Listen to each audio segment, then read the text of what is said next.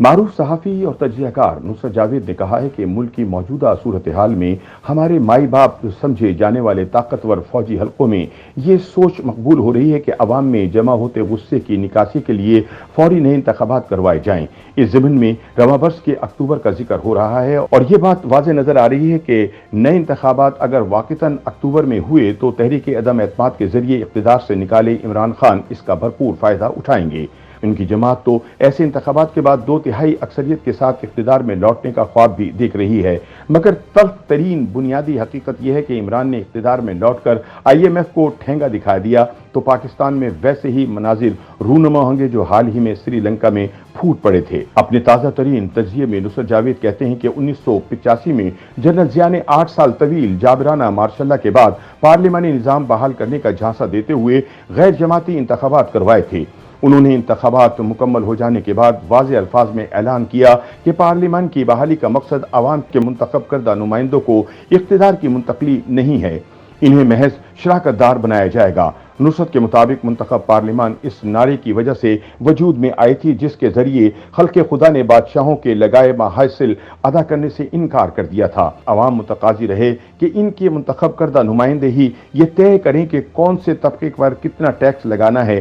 Budget کی منظوری گویا منتخب ادارے کا کلیدی حق اور اختیار اور فریضہ ہے، لیکن بقول نصرت جولائی 2022 سے شروع ہونے والے مالی سال کا بجٹ ایک ایسی قومی اسمبلی کے روبرو منظوری کے لیے رکھا گیا جہاں عددی اعتبار سے سب سے بڑی جماعت یعنی تحریک انصاف موجود ہی نہیں تھی۔ اس کے 125 اراکین نے اجتماعی استعفے بھیج رکھے ہیں۔ یہ استعفے تقریباً 3 ماہ قبل اپریل کے آغاز میں بھیجے گئے تھے۔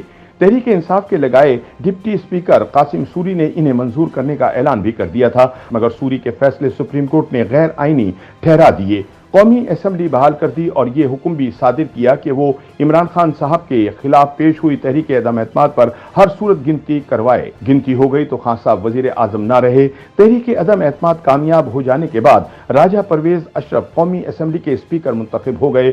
وہ بھی ابھی تک یہ طے نہیں کر پائے ہیں کہ اجتماعی استعفے قواعد اور ضوابط کے مطابق ہیں یا نہیں۔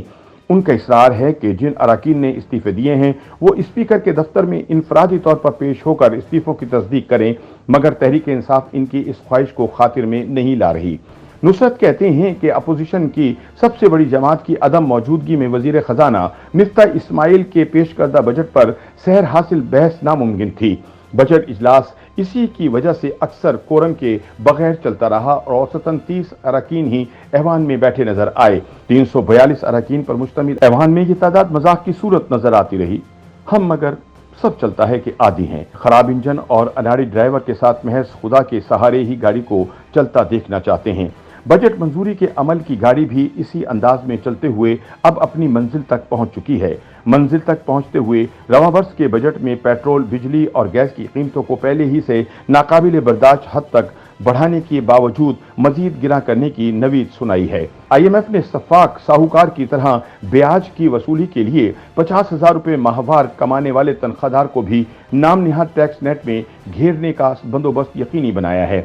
ہمیں تسلی دینے کو اگرچہ حکومت نے مختلف دھندوں کے اجارہ داروں پر سپر ٹیکس بھی لگا دیا ہے، ہم سب جانتے ہیں کہ حوث سے منافع میں مبتلا سیٹ اس ٹیکس کو ہماری محدود آمدنیوں پر ہاتھ ڈالتے ہوئے ہی ادا کریں گے۔ نصرت جاوید کہتے ہیں کہ غریب کا غریب تر ہونا تو اس کے مقدر میں لکھا ہوا بتایا جاتا ہے، تاہم ٹیکسوں کے حصول کا جو نیا بندوبست IMF کے حکم پر موجودہ حکومت نے متعارف کروایا ہے وہ متوسط طبقے کی کثیر تعداد کو غربت کی جانب دھکیلنا شروع کر دے گا۔ شہری متوسط طبقہ اس خوف سے فی الحال ہکا بکا محسوس کر رہا ہے اور چند ہفتے گزرنے کے بعد اس کی حیرت غصے میں بدلنا شروع ہو جائے گی۔ ایسے میں اگر فوجی اسٹیبلشمنٹ اکتوبر میں الیکشن کروانے میں کامیاب ہو گئی تو عمران کی بطور وزیر اعظم واپسی کے امکانات روشن ہو جائیں گے۔ YouTube پر گوگلی نیوز دیکھنے کے لیے youtube.com کی سرچ بار میں گوگلی نیوز TV ٹائپ کریں۔ گوگلی نیوز کے پیج پر سرخ رنگ کے سبسکرپشن والے بٹن پر کلک کرنا نہ بھولیے۔ YouTube پیج پر اپلوڈ ہونے والی ویڈیوز سے باخبر رہنے کے لیے بیل آئیکن پر کلک کیجیے۔ آپ کو ہر نئی ویڈیو کے بارے میں نوٹیفیکیشن موصول ہو جائے گا۔